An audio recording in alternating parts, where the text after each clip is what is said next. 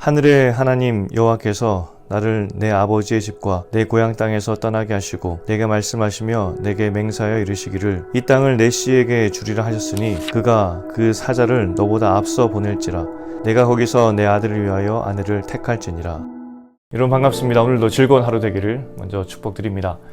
본문은 창세기에서 가장 긴 장입니다. 한 사건에 대해서 두 번이 반복이 돼요. 반복이 된다는 것은 강조한다는 의미겠죠. 하나님께서 왜 여기에서 이삭의 아내를 얻는 그 과정을 이토록 길게 또 반복하여서 기록하셨을까? 더구나 이 이야기의 주인공은 아브라함이나 이삭이 아닌 아브라함의 종이었어요. 아브라함은 그가 가장 신뢰하는 종에게 이삭의 신부감을 구해오라고 자신의 고향 땅으로 보내죠. 상식적으로 이 명령은 불가능한 명령이었어요. 아브라함은 75세 때 고향을 떠났고요. 100살에 이삭을 낳았어요. 지금 140살이 된 해에 종을 보내는 거죠. 고향 떠난 지 65년 지났고요. 거리로는 840km 정도 거리예요. 문제는 고향에 과연 아브라함의 친척들이 아직 살고 있을까 하는 거예요. 고향을 떠난 지 65년이 지났다고요. 소식이 끊어졌다고 보아도 될 만큼 긴 시간이 흘렀어요. 더구나 고대 근동이 안전한 곳은 아니었죠. 언제 이웃 부족이나 나라와 전쟁이 일어나서 한 가문이 없어지는가, 이것은 얼마든지 일어날 수 있는 일이에요. 또 다른 문제로 840km를 어떻게 안전하게 간다는 것인가. 낙타를 타고 가게 되었을 것인데 이것은 부의 상징이죠. 도둑들의 표적이 될 겁니다. 소리 소문 없이 사라질 수 있는 위험이 있죠. 더 큰 문제는 무사히 간다 하더라도, 그래서 고향의 친척이 남아있다 하더라도 그들에게 당신의 딸을 주십시오 이렇게 말했을 때 그들이 과연 주겠냐는 거죠. 과연 가나안 땅으로 따라오겠냐는 겁니다. 불가능한 일이에요. 절충안으로 그냥 이삭이 가서 신부감을 찾아오면 되지 않을까요? 라고 이야기를 해요. 신랑의 얼굴을 보면 아버지 아브라함이나 또 어머니 사라를 닮았을 것이기 때문에 그나마 좀 믿을만 하기 때문에 신부가 따라오지 않겠냐, 그런 의미겠죠. 아브라함은 단호하게 이야기합니다. 이삭은 그 땅으로 돌아갈 일 없을 것이라고. 왜냐하면 이삭은 가나안 땅에 살 사람이기 때문에. 그러니 반드시 며느리감을 데려와라, 아브라함이 종에게 명령하는 것이죠. 여기서 중요한 것은 하나님이 아브라함에게 불가능해 보이는 명령을 주셨고 이제 아브라함은 그 명령을 종에게 한 거예요. 분명한 것은 아브라함은 하나님이 이 명령을 주셨을 때 불가능하다 생각하지 않았겠죠. 이루어질 거라고 믿었고요. 그래서 종을 보내는 거예요. 그러나 종의 눈에는 이 일이 너무나 불가능해 보였어요. 그래서 종이 기도합니다.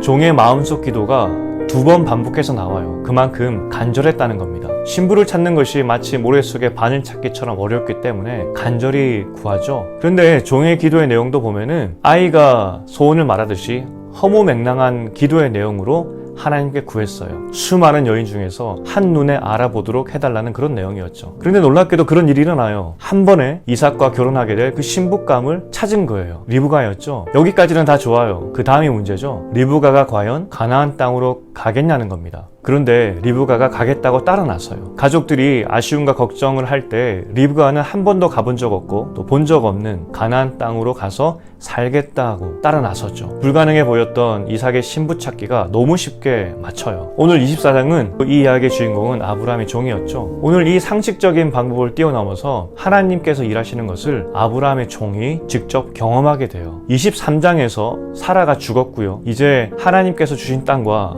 자손에 대한 약속의 증인은 아브라함 뿐이었어요. 그런데 이제 아브라함이 가장 신뢰하는 종도 하나님의 약속이 성취되는 것을 보게 돼요. 이후 기적 같은 하나님의 인도하심으로 신부감을 찾아온 사건을 통해서 이 종을 포함해서 모든 아브라함의 식솔들은 하나님의 약속이 성취되는 것에 증인이 되죠.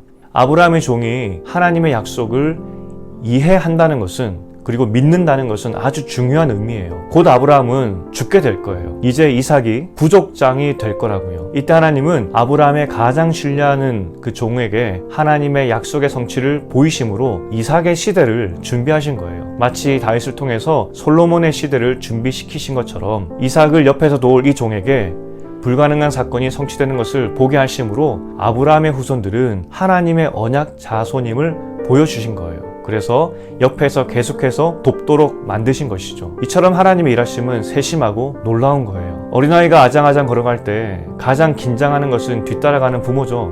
그리고 그 부모는 아이가 걸어가는 길에 모든 장애물과 위험을 막고 대비하고 있어요.